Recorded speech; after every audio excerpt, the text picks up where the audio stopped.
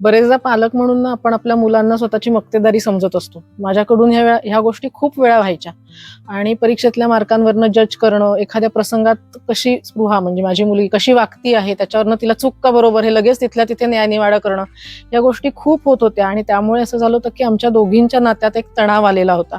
मग चिडणं, रागवणं, मारणं ह्या गोष्टी बरेचदा रोजच्या झाल्यासारख्या झालेल्या होत्या. पण जेव्हापासून मी अनुभूतीमध्ये यायला लागले ना, माझा हा दृष्टिकोन पूर्णपणे बदलून गेला.